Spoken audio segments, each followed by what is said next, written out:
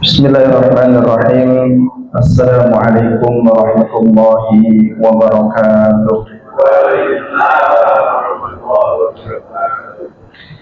Innal hamdalillah nahmaduhu wa nasta'inuhu wa nastahdihi wa nastaghfiruh wa na'udzu billahi min shururi anfusina wa min sayyiati a'malina. فمن يهد الله فلا مضل له ومن يضلل فلا هادي له أشهد أن لا إله إلا الله وحده لا شريك له وأشهد أن محمدا عبده ورسوله لا نبي ولا رسول بعده اللهم صل وسلم وبارك وزد على نبينا محمد وعلى آل نبينا محمد كما صليت وسلمت وباركت على نبينا إبراهيم وعلى آل نبينا إبراهيم في العالمين إنك حميد مجيد أما بعد فيا عباد الله أوصيكم وإياي نفسي بتقوى الله فقد فاز المتقون. Hadirin jamaah Bapak Ibu yang dirahmati oleh Allah Subhanahu wa taala, marilah senantiasa kita tingkatkan kualitas takwa kita kepada Allah Subhanahu wa taala dengan menjalankan perintah-perintah Allah sekuat tenaga kita, menjauhi larangan-larangan Allah tanpa terkecuali. Dan marilah senantiasa kita mensyukuri kenikmatan-kenikmatan Allah Subhanahu wa taala yang telah Allah berikan kepada kita. Di antara nikmat-nikmat Allah tersebut adalah nikmat kita diberi oleh Allah kesempatan untuk berthalabul ilmi, nikmat kita diberi kesempatan oleh Allah Subhanahu wa taala untuk mencari ilmu. Hadirin jamaah Bapak Ibu yang dirahmati oleh Allah, di pertemuan kali ini kita lanjutkan pembahasan kita, membahas tentang sunnah-sunnah mahjurah atau sunnah-sunnah yang sudah ditinggalkan oleh kebanyakan kaum muslimin, dan alhamdulillah ini sekarang pertemuan kelima. Terakhir kemarin di tanggal 31 Mei. Baik, hadirin jamaah Bapak Ibu yang dirahmati oleh Allah, ini saya ambil dari kitab Ad-Durarul Mansur fi Sunanil Mahjurah yang ditulis oleh Syekh Muhammad Rafiq Asy-Syubki, seorang ulama dari Gaza, Palestina. Baik, bismillahirrahmanirrahim. Bismillah walhamdulillah wassalatu wassalamu ala rasulillah wa ba'dah. Contoh sunnah-sunnah mahjurah yang ditinggalkan. Artinya mahjurah itu dari kata hijrah, yang ditinggalkan. Jadi sunnah-sunnah mahjurah adalah sunnah-sunnah yang sudah banyak ditinggalkan oleh sebagian besar kaum muslimin. Di sini yang pertama adalah mengucapkan salam kepada anak kecil. Ini di antara sunnah yang diajarkan Nabi Shallallahu Alaihi Wasallam kepada kita, tapi di zaman sekarang banyak kaum muslimin yang meninggalkan sunnah tersebut. Kita baca hadisnya. Bismillahirrahmanirrahim. An Anas bin Malik, dari Anas bin Malik radhiyallahu anhu, semoga Allah meridai beliau, annahu, bahwasanya beliau Anas bin Malik, marra ala sibyan, beliau melewati anak-anak kecil. Fasallama, maka beliau mengucapkan salam alaihim atas mereka. Wa qala, dan beliau berkata, Anas bin Malik berkata, kana nabiyyu sallallahu alaihi wasallam, adalah Nabi sallallahu alaihi wasallam, yaf'aluhu, beliau melakukannya. Muttafaqun alaihi, hadis ini disepakati atas kesahihannya. Artinya istilah muttafaq alaih adalah istilah bagi hadis sahih yang diriwayatkan oleh Imam Bukhari di dalam kitab sahihnya dan juga Imam Muslim di dalam kitab sahihnya. Di poin pertama ini diriwayatkan dari sahabat Anas bin Malik radhiyallahu anhu. Beliau adalah seorang sahabat yang berkhidmat kepada Nabi Shallallahu Alaihi Wasallam. Berkhidmat artinya membantu mengurusi Nabi Shallallahu Alaihi Wasallam di saat beliau safar maupun di saat beliau tidak safar.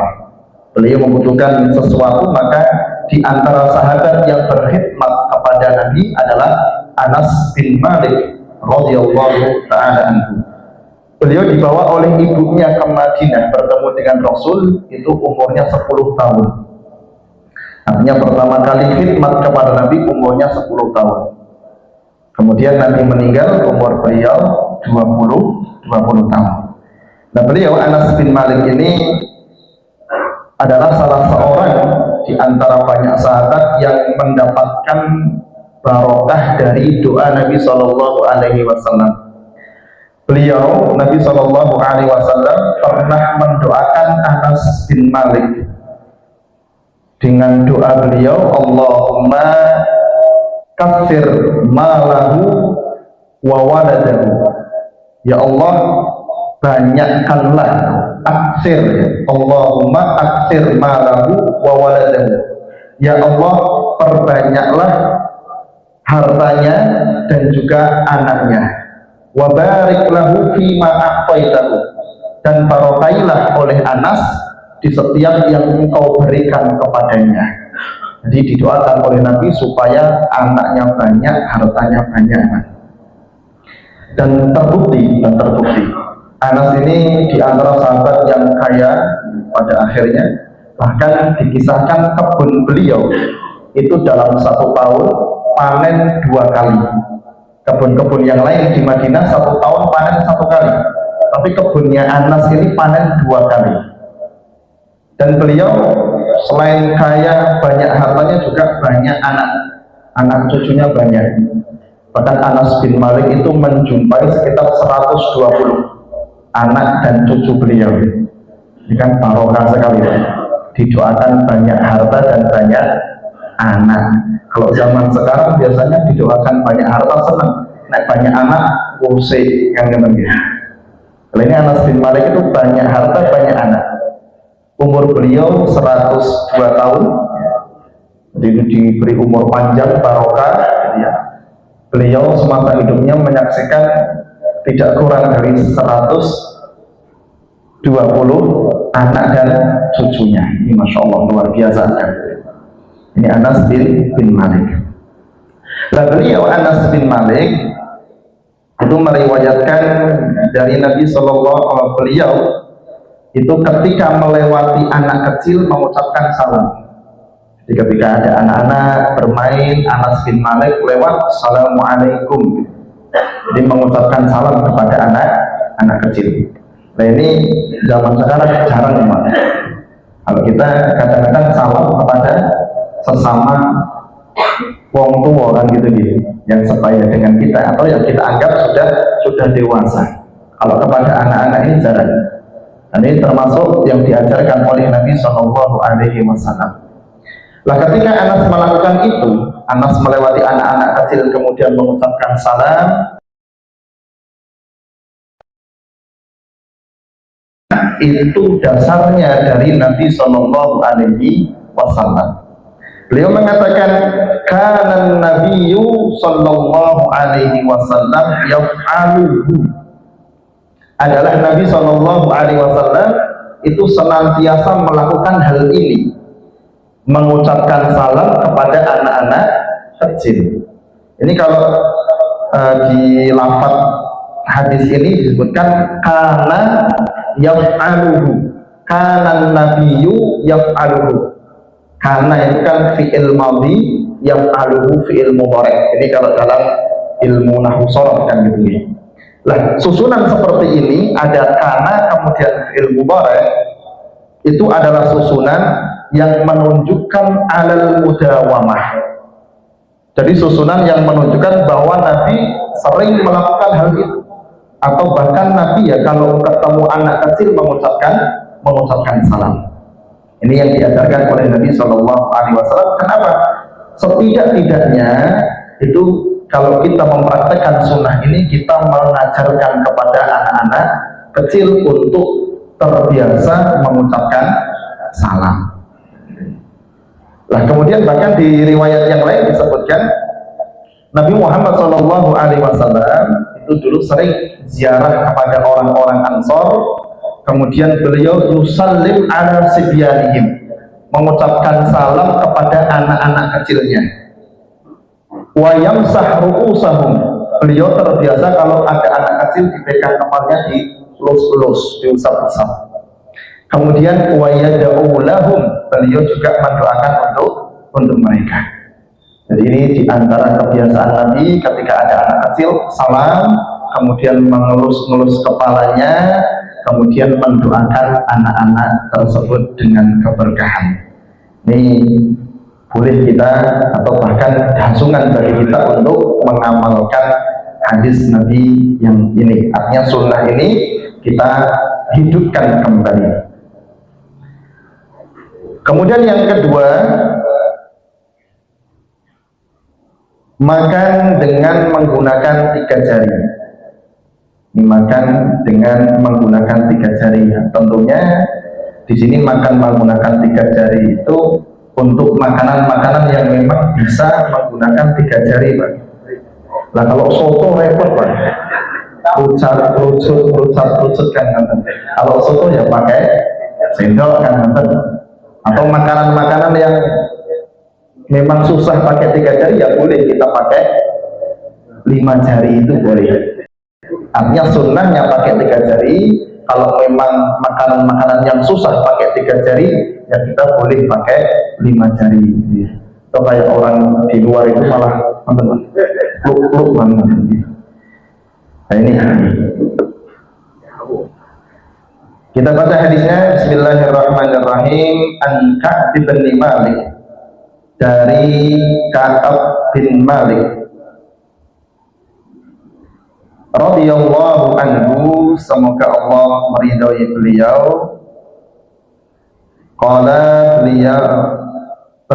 beliau berkata, karena adalah Rasulullah sallallahu alaihi wasallam, yaqulu, beliau makan bisalasi asabi, dengan 3 jari. Nah, 3 jari di sini tentunya itu jari, kemudian telunjuk sama jari tengah. Ya, 3 jari itu ya ini. Jangan kemudian yang penting telu, nol, liane kan susah. Ya 3 itu ya ini, ya 3 jari. Wayal aku yadahu, dan beliau menjilat tangan beliau qabla, sebelum an, bahwasanya yang sahaha, beliau membersihkannya.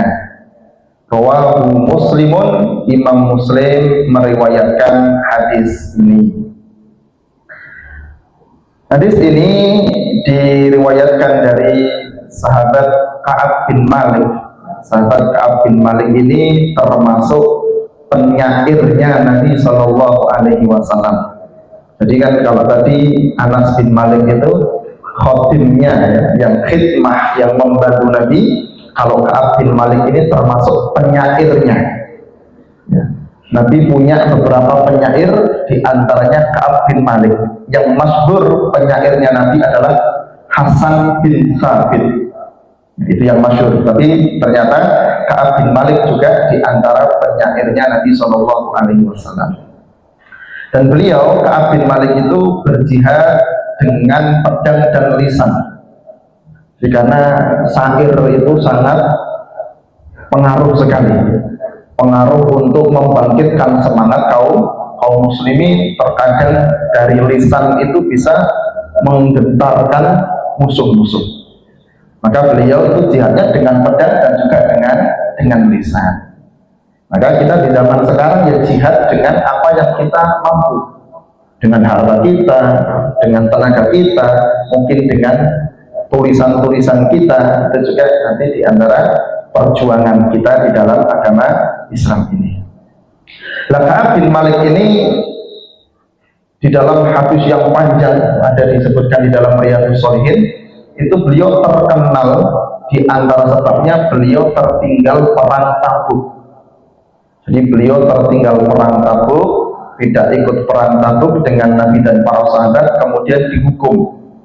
Beliau di antara 3 orang yang tertinggal dan mendapat hukuman. Mendapat hukumannya diboikot selama 50 hari. Jadi boikot. Bahkan Ka'ab bin Malik, Assalamualaikum, sahabat gak ada yang jawab. Ya, karena memang itu sudah diperintahkan oleh Nabi Shallallahu Alaihi Wasallam. Diboikot ke pasar, salam kepada kaum muslimin yang sedang berdagang, gak ada yang gagas. Jadi bahkan beliau sampai mengatakan, "Daqat alayyal ardu bima rahubat." Bumi ini serasa sangat sempit sekali. Dengan sebab itu, jangankan kok diboikot kaum muslimin sak ambane kan gitu ya. Kita kadang-kadang punya bukan musuh sebenarnya, apa ya istilahnya, baru jotaan ya. Baru jotaan dengan tanggane itu kadang-kadang biasanya orang kepethuk ya. Pas jotaan kok ning masjid kepethuk, ning pasar kepethuk, belanja ning warung nggih kepethuk kan gitu. Seakan-akan itu sempit dunia ini. Apalagi beliau Ka'ab bin Malik diboikot kaum muslimin. Bahkan di akhir-akhir sebelum beliau mendapat taubat dari Allah, istrinya tidak boleh ngurusi. Jadi dikatakan, wahai Ka'ab, istri kamu nggak boleh ngurusi kamu. Loh, apa diceraikan? Enggak diceraikan. Tapi ini hukuman bagi kamu. Setelah kamu diboikot oleh kaum muslimin, sekarang kamu juga tidak boleh jagongan sama istri kamu. Dan beliau taat kepada hukuman yang Allah dan Rasulullah berikan kepada beliau. Dan akhirnya beliau mendapat taubat dari Allah Subhanahu wa Ta'ala. Itu dijelaskan di dalam surat At-Taubah. Nah, ini beliau Ka'ab bin Malik. Dan juga beliau itu tidak ikut perang Badar. Jadi beliau mengikuti beberapa perang bersama dengan Nabi. Yang paling terkenal beliau tidak ikut perang itu adalah perang Tabuk. Karena beliau waktu itu sempat nyepeleki, nyentengki. Jadi beliau ketinggalan. Juga beliau tidak ikut perang Badar. Ya, waktu itu tidak ikut perang Badar karena memang perang Badar itu ya Nabi tidak mencela orang yang tidak ikut. Karena di perang Badar memang Nabi itu tidak jelas memerintah para sahabat untuk berangkat berjihad fisabilillah. Karena tujuan awalnya adalah menyegah kafilah dagang kafir Quraisy. Nah, beliau Ka'ab bin Malik. Kalau beliau berkata, karena Rasulullah Shallallahu Alaihi Wasallam adalah Rasul Shallallahu Alaihi Wasallam ya'kulu bi thalasi asabi' wa yal'abu yadahu qabla ayyam sahaha. Beliau makan dengan 3 jari. Artinya makan dengan 3 jari itu menunjukkan orang tersebut tidak rakus kepada makanan. Kalau ngambil nasi sak banyak-banyaknya itu kan kepelan 3 itu kan sedikit ya. Dibanding kepel 5 itu wok depan marem. Tapi kalau 3 itu kan ya seberapa 3. Itu untuk melatih diri kita supaya kita tidak rakus kepada makanan. Nah, kemudian wayal aku yada, beliau menjilat tangan sebelum mencucinya atau sebelum membersihkannya. Memang sunnahnya itu makan pakai tangan. Tapi tadi saya sampaikan dalam satu kondisi kita tidak bisa makan pakai tangan, ya kita makan pakai sendok kan gitu ya. Makan soto misalkan lagi makan bubur kacang hijau pakai tangan ya repot juga. maka pakai sendok. Nah, kalau pakai sendok diusahakan kalau nggak pakai tangan ya pakai sendok 3 jari. Terus picornya dipegang pakai tiga jari. Nah, beliau di sini kemudian menjilat tangannya. Artinya beliau memakan sisa-sisa makanan yang masih ada di tangan beliau. Kalau di riwayat yang lain disebutkan beliau membersihkan yang ada di tangannya, kemudian beliau bersabda, fa innakum la tadruna fi ayyi tu'amikum barakah. Karena kalian nggak tahu di mana letak barokah makanan kalian. Tiwas makan 1 piring gitu ya, ternyata ada sedikit sisa di tangan, dikepret-kepret gitu. Ternyata barokahnya itu justru yang ada di tangan tadi. Artinya kita makan hanya makan makanan tapi tidak mendapatkan barokah dari makanan tersebut. Maka dihabiskan supaya apa?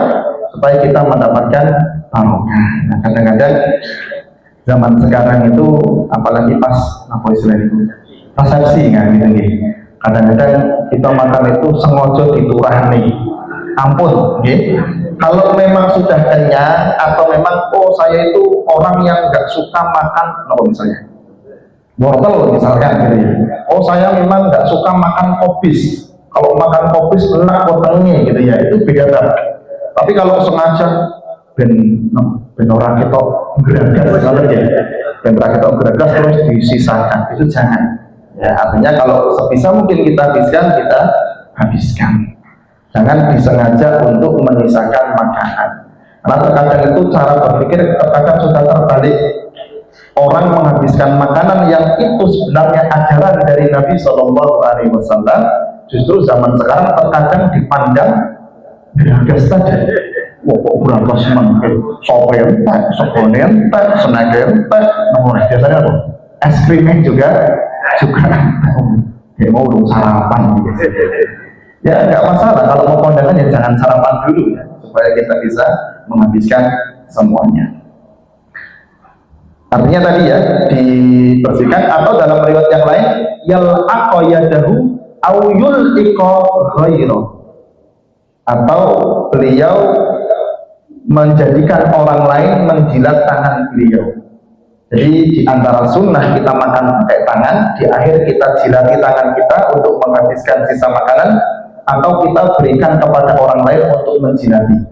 Nah, tentunya siapa ini kan gitu ya? Orang kok konconnya jilatono sunnah Nabi gitu, ya. Siapa? Istri kita misalkan, gitu ya. Suami istri kan boleh-boleh saja kan gitu. Suami, yuk ngamalkan sunnah sekali seumur hidup, ngopo barmaem gitu ya, habis makan ya jilati dulu tangan saya. Karena di riwayat ada yal'aqahu aw yul'iqah, menjilati atau menjadikan orang lain menjilati tangan beliau, ya tentunya dengan orang-orang tertentu dan khusus, bukan dengan sembarang orang. Artinya di sini sebelum kita lap pakai tisu, kita bersihkan dulu. Itu di antara kesunahan di dalam makanan. Kemudian yang berikutnya bersiwak sebelum sholat. Ya, bersiwak sebelum sholat. Kalau di pertemuan yang lalu ada bersiwak ketika wudhu. Ini bersiwak sebelum sholat. Kita baca hadisnya. Bismillahirrahmanirrahim. An Abi Hurairah radhiyallahu anhu, dari Abu Hurairah radhiyallahu anhu, anna Rasulullah sallallahu alaihi wasallam, bahwasanya Rasulullah sallallahu alaihi wasallam qala, beliau bersabda, laula, kalaulah tidak, an asyukka, bahwasanya aku memberatkan, ala ummati, atas umatku, la amartuhum, sungguh aku perintahkan kepada mereka, bisiwaki, dengan siwak, ma'a kulli sholatin, bersama dengan setiap sholat. Rawahul Bukhariyu, Imam Bukhari meriwayatkan hadis ini. Hadis ini diriwayatkan dari sahabat Abu Hurairah Ini sahabat yang sangat terkenal, bahkan beliau kalau dilihat rankingnya, peringkatnya itu peringkat nomor 1 sahabat yang periwayatannya paling banyak dari Nabi Muhammad Sallallahu Alaihi Wasallam. Jadi sampai 5.000 sekian hadis yang beliau riwayatkan dari Nabi Sallallahu Alaihi Wasallam. Beliau dijuluki dengan Abu Hurairah, namanya Abdurrahman bin Sahar. Nah, beliau itu riwayatnya banyak sekali. Bahkan orang di zaman sekarang atau zaman dulu itu ada yang menuduh bahwa Abu Hurairah ini termasuk pendusta. Dan tentunya ini tuduhan yang ngawur, tuduhan yang tidak berdasar, tuduhan yang tidak berdasar. Karena kalau Abu Hurairah memang diriwayatkan ya beliau mendapat barokah dari doa Nabi Shallallahu Alaihi Wasallam. Yang pertama karena beliau memang mulazamah dengan Nabi itu lebih banyak daripada sahabat yang lain. Pernah ditanya kepada beliau, wahai Abu Hurairah, kenapa kok kamu riwayat hadisnya banyak sekali dari Nabi Shallallahu Alaihi Wasallam, berbeda dengan sahabat yang lainnya? Kemudian kalau boleh saya bahasakan, Abu Hurairah menjawab, nah gaweanku itu mau menguatkan Nabi. Penggawaian saya itu hanya mendampingi Nabi, mendengar dari beliau, menghafal dari beliau, kemudian tak sampaikan kepada orang lain. Nah karena apa? Kata Abu Hurairah, kalau orang-orang muhajirun, orang-orang muhajirin, mereka berniaga, berdagang di pasar. Orang-orang Ansor mayoritasnya ke sawah, ke ladang, bercocok tanam. Abu Hurairah dagangan raduwe, ladang juga tidak punya. Akhirnya apa? Ya sudah, mulazamah dengan Nabi Shallallahu Alaihi Wasallam, yang kemudian dari barokah mulazamah Nabi atau senantiasa ngikut Nabi, beliau mendapatkan hadis yang paling banyak dibanding dengan sahabat yang lainnya. Maka oleh ahli hadis, beliau Abu Hurairah itu disebut dengan minal mukatsirin, termasuk sahabat yang riwayatnya paling banyak dari Nabi Sallallahu Alaihi Wasallam. Nah di sini beliau, sahabat Abu Hurairah, menyampaikan bahwa Rasulullah Sallallahu Alaihi Wasallam bersabda, "Laula an asyqa ala ummati." Kalau bahwasanya aku tidak memberatkan atas umatku, la amartuhum bisiwaki ma'a kulli shalah, sungguh akan aku perintahkan mereka menggunakan siwak pada setiap sholat. Nah di sini kita tahu bahwa bagaimana Nabi itu memperhatikan kondisi umatnya. Beliau adalah seorang Nabi, seorang pemimpin yang begitu belas kasih kepada umatnya. Bahkan beliau rela meninggalkan sesuatu yang afdol karena khawatir nanti memberatkan umatnya. Laula an asyuk ala ummati, kalau seandainya aku tidak memberatkan umatku, artinya kalau seandainya tidak memberatkan, berarti beliau sebenarnya punya cita-cita menyuruh umatnya untuk bersiwak ketika sholat. Tapi karena khawatir nanti kalau diperintahkan menjadi hal yang berat bagi umatnya, beliau tidak jadi memerintahkannya. Nah, cuma di sini para ulama kemudian mengatakan bahwa bersiwak itu hukumnya sunnah. Sebelum sholat kan gitu ya, maka siwak dulu. Kalau sebelum pembahasan kita yang sekarang, dulu ketika berwudu, setelah membasuh kedua tangan, sebelum berkumur-kumur kita memakai siwak. Kalau ini sebelum sholat. Kalau di dalam sholat itu artinya ya sebelum sholat. Jadi sebelum sholat memakai siwak. Maka hukumnya di sini sunnah. Bahkan di antara yang sesuatu yang dicintai oleh Nabi adalah bersiwak. Beliau itu sangat senang bersiwak. Bahkan dikisahkan di akhir hayat beliau, ketika beliau sakit, itu beliau bersama dengan ibunda Aisyah radhiyallahu taala anha. Kemudian ada Abdurrahman bin Abu Bakar yang masuk rumah. Abdurrahman, artinya saudaranya Aisyah radhiyallahu taala anha. Masuk rumah, kemudian di mulut Abdurrahman itu ada siwak. Ada siwak, kemudian Nabi melihat. Aisyah tahu, oh Nabi pengen siwak itu. Kemudian Aisyah mengatakan kepada Abdurrahman, wahai Abdurrahman, siwaknya bawa ke sini. Nabi pengen bersiwak, padahal beliau posisinya masih sakit.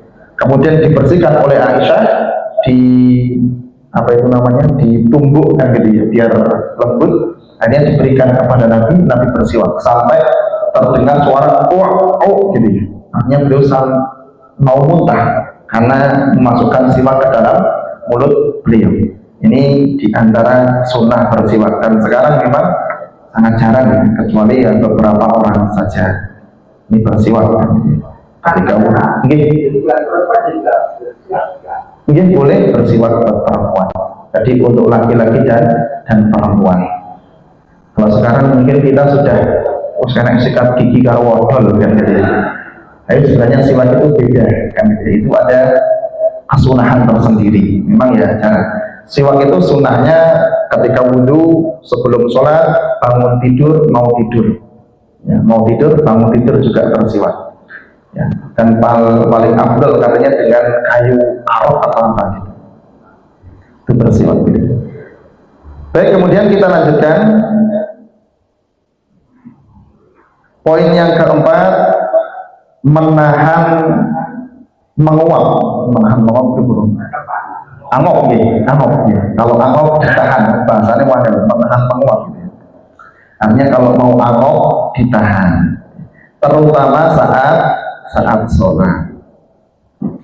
An Abi Hurairah radhiyallahu anhu, dari Abu Hurairah radhiyallahu anhu. Ini tadi ya sudah disampaikan tentang Abu Hurairah. Anna Rasulullah sallallahu alaihi wasallam, bahwasanya Rasulullah sallallahu alaihi wasallam qala, beliau bersabda, at-tasa'ubu minasyaiton. Tasa'ub atau menguap itu dari setan. Faida, maka apabila tasa'aba, menguap, siapa yang menguap, ahadukum, salah seorang di antara kalian, falyaqdim, hendaknya dia menahan, mastata'a, semampunya. Rawahu Muslimun, Imam Muslim meriwayatkan hadis ini. Di dalam hadis ini disebutkan at-tasa'ubu minasyaiton, menguap itu dari setan. Nah, menguap disandarkan kepada setan itu karena menguap merupakan sesuatu yang tidak disukai, dan biasanya setelah menguap itu orang menjadi ngantuk, malas, dan kemudian pinginnya leyeh-leyeh. Nah ini artinya menguap itu disukai setan, karena kan setan itu suka orang-orang yang ngantuan, malesan, ragilem obah, senengane leyeh-leyeh. Maka disebutkan at-tasa'ubu minasyaiton, menguap itu dari setan. Nah, disebutkan faida tasa'aba ahadukum falyaqdim mastata'a, apabila salah seorang di antara kalian dia menguap, hendaknya menahan semampunya. Para ulama menyebutkan menahan dengan mulut dulu. Jadi mau kita gitu ya. Jadi apa istilahnya, bibirnya itu ditutup. Kalau memang sudah nggak kuat, pakai tangan ya, pakai tangan untuk menutup mulutnya. Jangan kemudian diloske kan gitu ya. Wah, enak kan gitu ya. Jangan, terlebih ketika sholat. Ini di dalam sholat maupun di luar sholat. Tapi secara khusus di dalam sholat. Kalau kita mau di dalam sholat, kita tutup serapetnya. Kalau bisa tanpa tangan kita bisa menutup, menahan, kita tahan. Tapi kalau sudah nggak bisa, harus pakai tangan, kita bantu dengan tangan kita untuk menutup baju. Ya. Apalagi bermaaf duren, Pak, gitu ya. Maaf duren sholat, angok, maaf duren kakek yang bisa mesil. Nah jengkol pete dan sak konco-konco ini. Nah ini tentang menguap. Ini di antara kesulitan, makanya ketika kita menguap di dalam maupun di luar sholat, ya kita usaha untuk menahan atau setidaknya menutup, biar kita nggak kelihatan maupun istilahnya mangapnya, kita nggak kelihatan buka mulut lebar-lebar, itu kan jelek juga ya. Jadi kan yang buatan percaya pas Alok di video kan, setelah itu ditonton ternyata Alok welek kan, masih dengan kampung Alok dengan membuka mulut lebar-lebar, apalagi di hadapan banyak orang, ditutup ya. Karena Alok itu kadang-kadang ya kita nggak bisa menghilangkan ya, tiba-tiba muncul sendiri ya, ditutup saja semampunya. Kemudian di sini ada dua hadis. Yang kedua wa anhu, dan darinya. Ini masih dari sahabat Abu Hurairah. Anna Nabiyya sallallahu alaihi wasallam, bahwasanya Nabi sallallahu alaihi wasallam qala, beliau bersabda,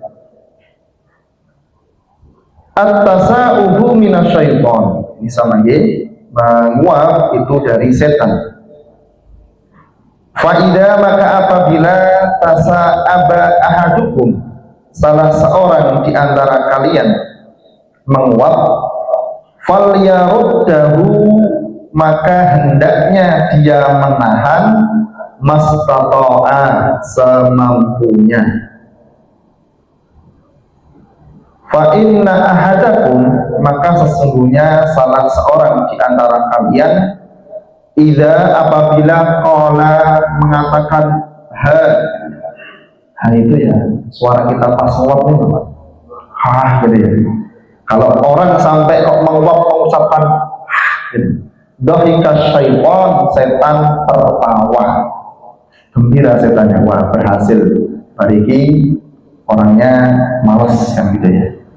Jadi ini dari hadis ini kita tahu jangan sampai kemudian kita menjadikan setan tertawa. Tertawa itu kan tanda, di antara tanda bahagia, senang itu kan tertawa. Maka jangan sampai kita menjadikan sebab, kita menjadi sebab setan itu bahagia kemudian tertawa.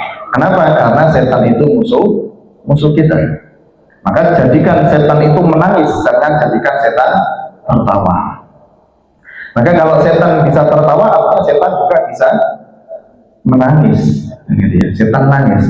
Disebutkan gitu ya, ketika ada orang membaca Al-Quran melewati ayat sujud, kemudian orang tadi sujud, maka walla asyaitonu mudbiron wa huwa yabki. Setan akan pergi menyingkir nangis, kemudian mengatakan ya laitani, celakalah aku, umirtu bis sujudi falam asjud faliyanna, dulu aku diperintah untuk sujud tapi nggak mau sujud, maka bagiku adalah neraka. Wa umira bnu adam bis sujud fasajada falahul jannah, anak manusia diperintah oleh Allah untuk sujud, kok manut sujud, maka mereka akan mendapatkan jannah, akan mendapatkan surga. Maka di antara cara kita membuat setan nangis, kita baca Al-Quran, pas lewat ayat sajadah kita sujud, itu menjadikan setan menangis. Kita lihat poin yang keempat, yaitu menahan ketika menguap. Kemudian yang kelima, 4 rakaat sebelum asar. Kalau di pertemuan kemarin ada 4 rakaat sebelum zuhur dan 4 rakaat sudah zuhur. Kalau yang ini 4 rakaat sebelum asar. 4 rakaat sebelum asar. Bismillahirrahmanirrahim. An Ibni Umar radhiyallahu anhu, dari Ibnu Umar radhiyallahu anhu, anna Nabiyya sallallahu alaihi wasallam, bahwasanya Nabi sallallahu alaihi wasallam qala, beliau bersabda, rahimallahu mra'an, rahimah semoga merahmati, Allahu Allah, imro'an, seseorang. Semoga Allah merahmati seseorang. Sholat yang dia sholat qoblal asri, sebelum asar, arba'an, 4 rakaat. Rawahu Tirmidzi wa Ahmadu. Imam Tirmidzi dan Imam Ahmad meriwayatkan hadis ini, derajat hadisnya hasan. Nah, di sini Nabi Shallallahu Alaihi Wasallam itu memberi motivasi kepada kita semua, kepada umat beliau, kepada para sahabat secara khusus dan kepada seluruh umatnya secara umum. Di antara motivasi beliau itu apa? Beliau mendoakan dengan rahmat, beliau menjanjikan dengan surga, beliau menjanjikan dengan diharamkannya terhadap api neraka dan lain sebagainya. Kalau di dalam hadis ini beliau mendoakan rahimallahu mra'an, semoga Allah merahmati seseorang. Ini yang mendoakan adalah Nabi Shallallahu Alaihi Wasallam. Jadi bukan doa sembarangan, ini doa dari beliau Shallallahu Alaihi Wasallam.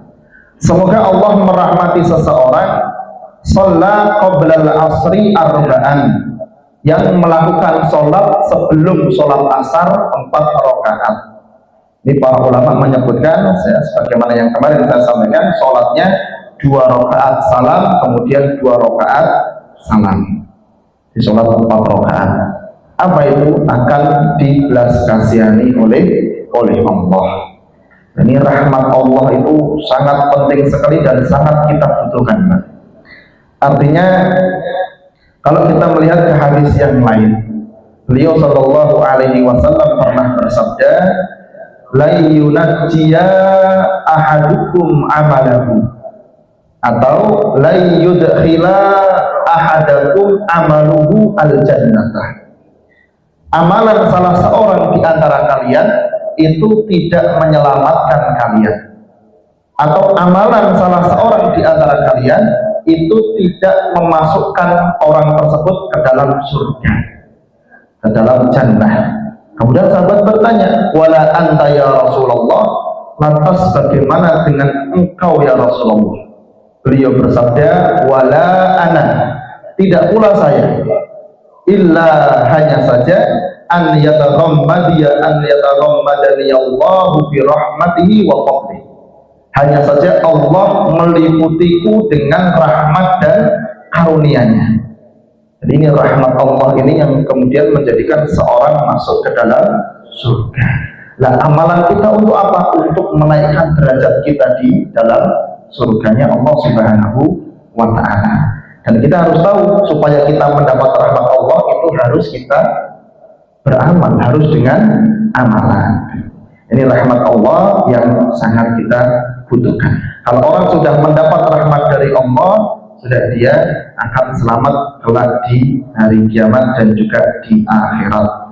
Maka kuncinya adalah kita mencari rahmat dari Allah Subhanahu wa Ta'ala dengan cara bertakwa, yang menjalankan perintah-perintah Allah dan menjauhi larangan-larangan Allah. Kemudian yang keenam, membaca surat Al-Jum'ah dan Al-Munafikun di sholat Jumat.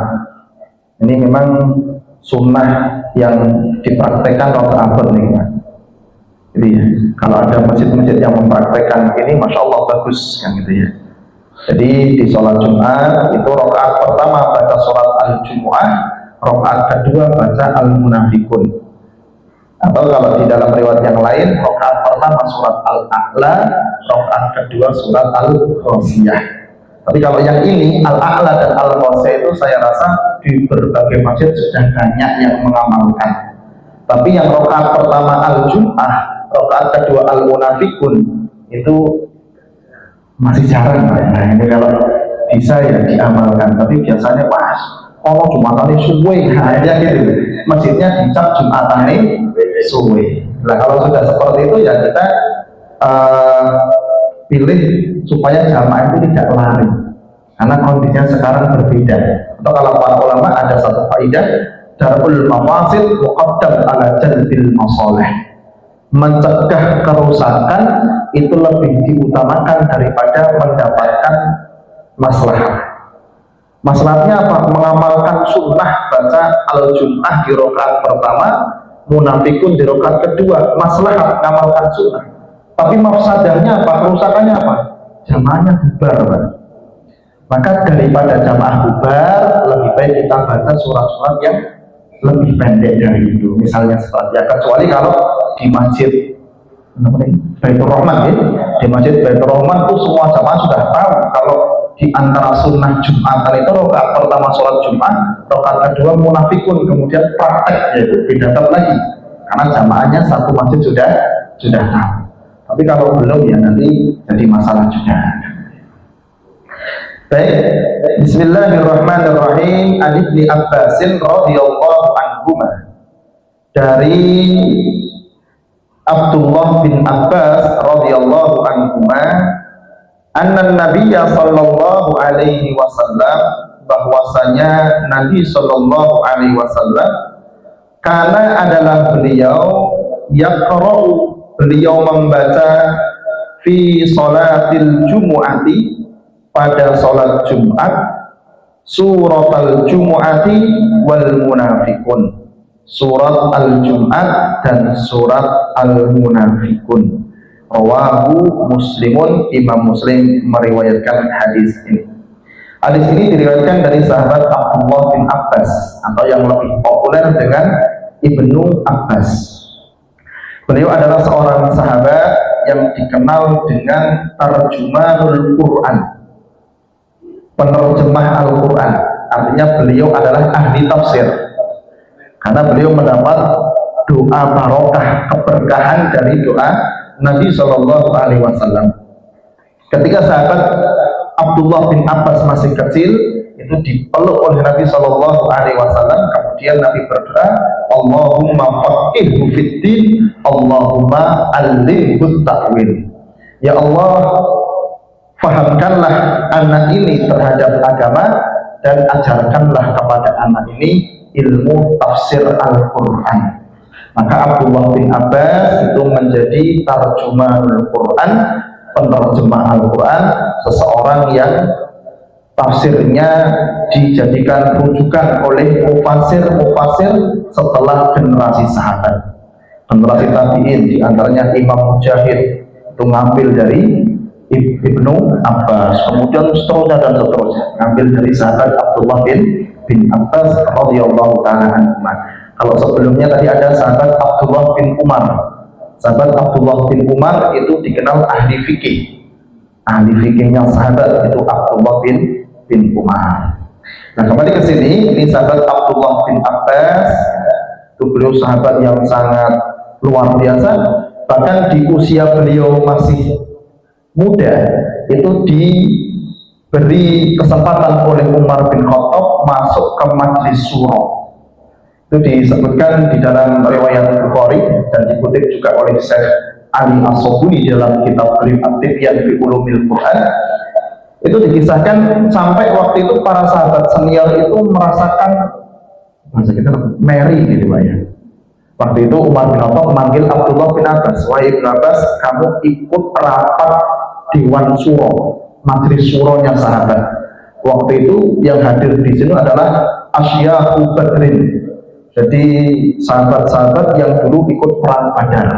Jadi sahabat-sahabat yang bukan main-main, sudah sepuh-sepuh. Nah, kemudian Umar memasukkan Abdullah bin Abbas, waktu itu masih muda.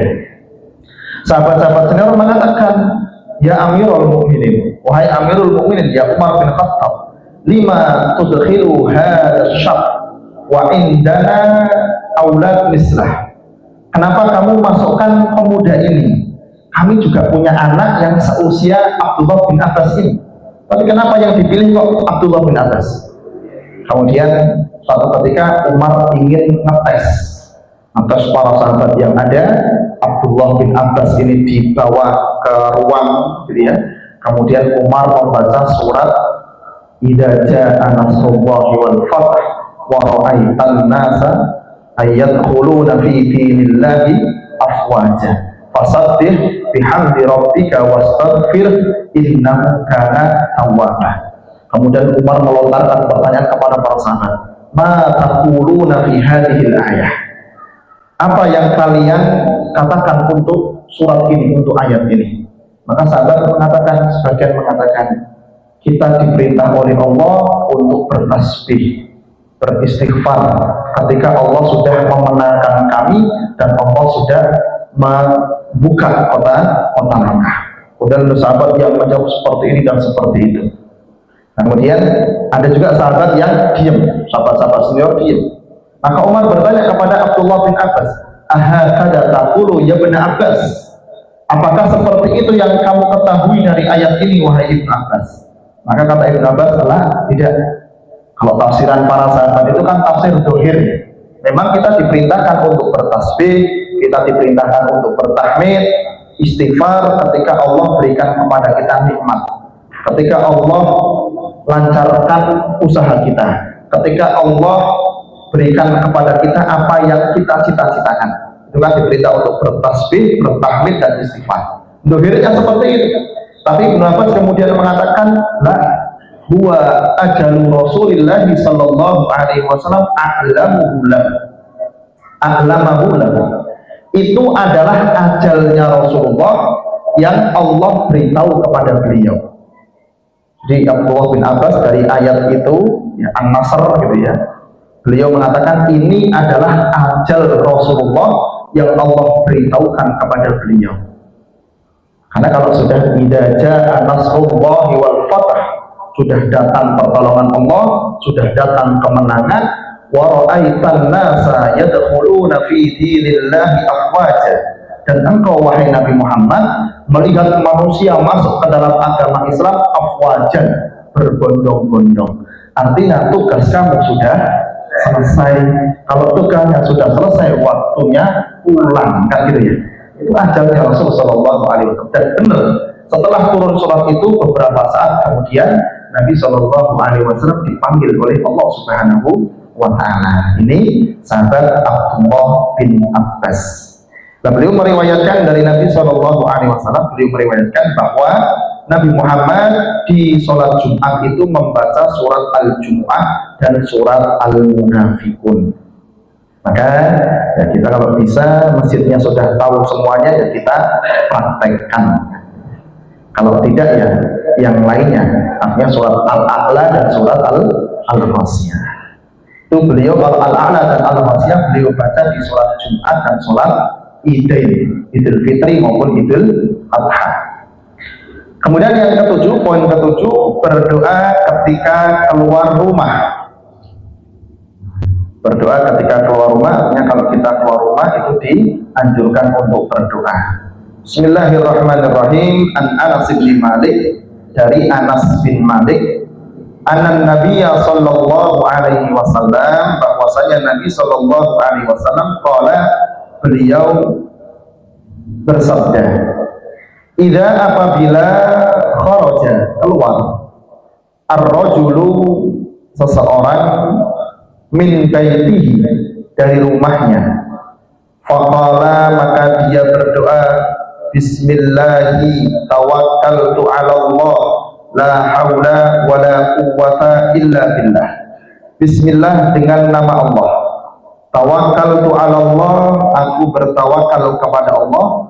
La haula, tidak ada daya, wala quwwata, serta kekuatan, illa billah, kecuali dari Allah. Jadi doanya simpel dan insya Allah mudah dihafal ya. Bismillahi tawakkaltu ala Allah, la haula wala quwwata illa billah, ketika kita keluar rumah kita.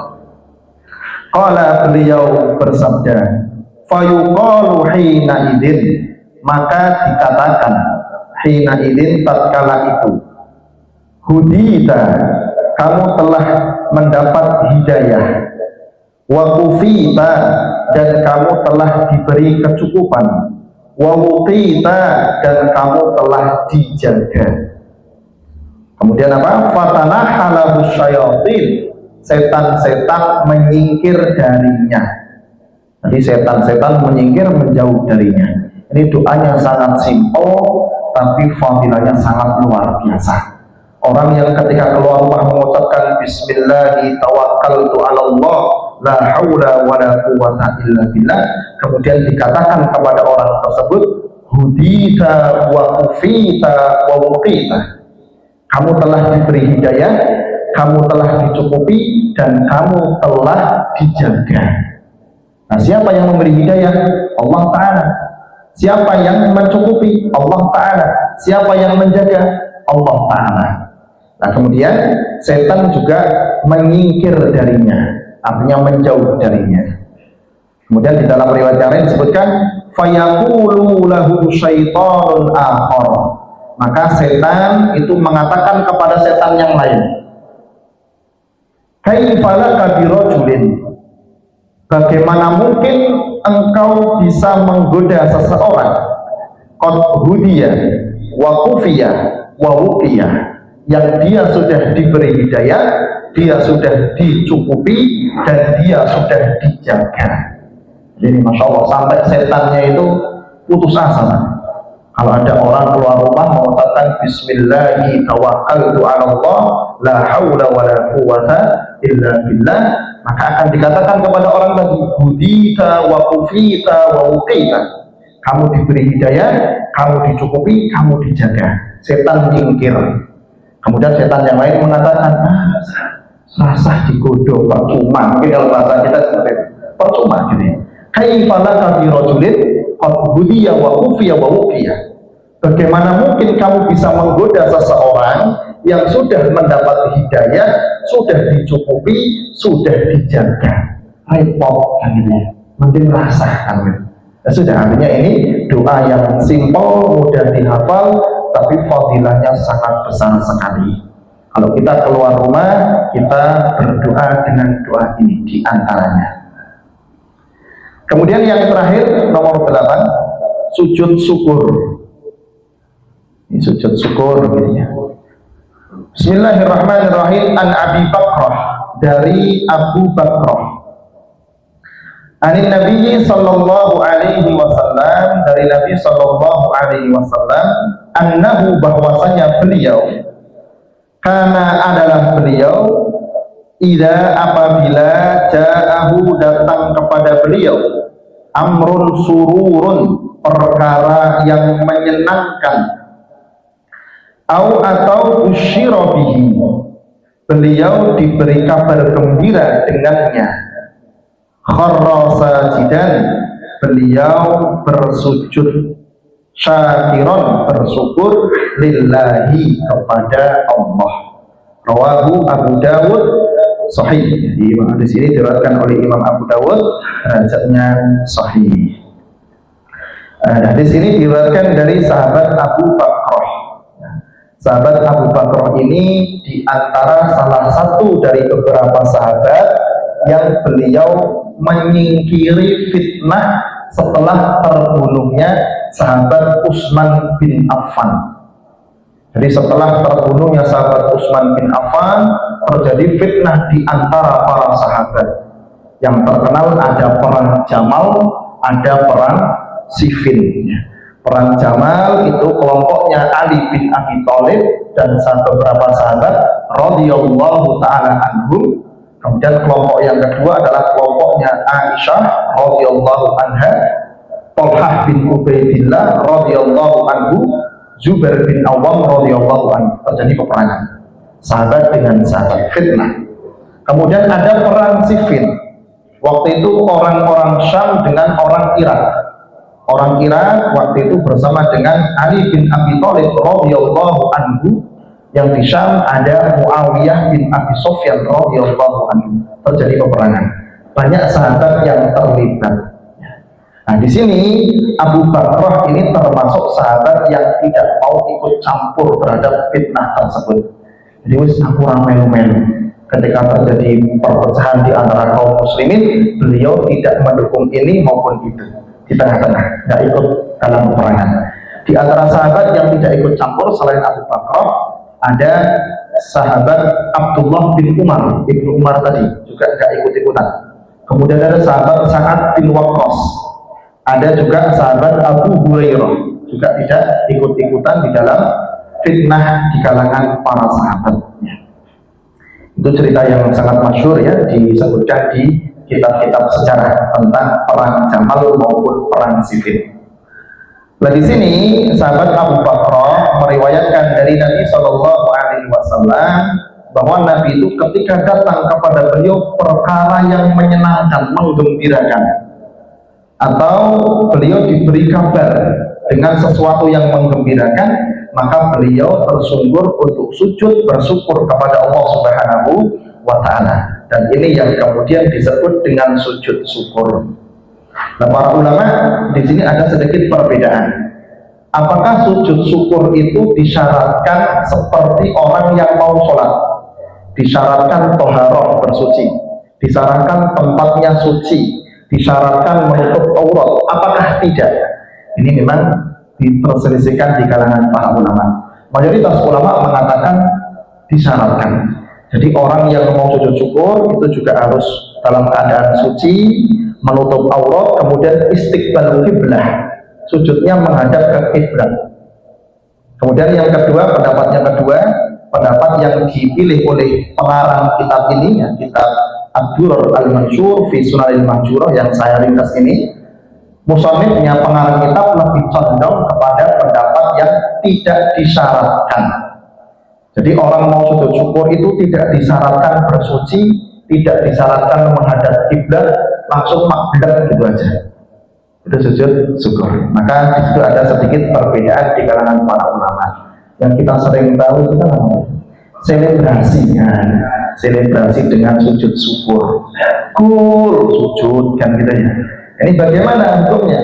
Kalau bagi ulama yang mengatakan disyaratkan toharoh dan lain sebagainya, menghadap kiblat dan disyaratkan menutup aurat, maka ketika sujud itu jangan diniati sujud, ya niati mau gaya-gayaan saja, selebrasi tadi. Karena kalau diniati sujud, dia nggak toharoh, nggak menutup aurat, kadang-kadang nggak menghadap kiblat, ya dosa. Kalau diniati sujud. Tapi bagi ulama kedua yang berpendapat bahwa sujud syukur itu tidak seperti sholat, jadi tidak disyaratkan toharoh, tidak disyaratkan menutup aurat, tidak disyaratkan menghadap kiblat, maka selebrasi dengan sujud syukur boleh-boleh saja. Dengan niat bersyukur, sujud gitu ya, di tengah lapangan misalnya dan lain sebagainya. Wallahu a'lam bishawab. Baik, mungkin cukup sekian yang disampaikan di pertemuan kali ini. Sebelum saya akhiri, barangkali ada yang disampaikan. Untuk yang 4 rakaat sebelum asar itu disarankan setelah azan atau kalau sudah masuk waktu asar, artinya kalau sudah masuk waktu asar, kemudian sholat 4 rakaat, 2 rakaat itu yang afdal seperti itu. Masih ada yang lain? Cukup ya? Kalau tidak ada, Abdul Kifayah astaghfirullah li wa lakum, Rabbana taqabbal minna innaka antas samiul alim wa tub alaina innaka antat tawwabur rahim walhamdulillahi rabbil alamin. Assalamualaikum warahmatullahi wabarakatuh.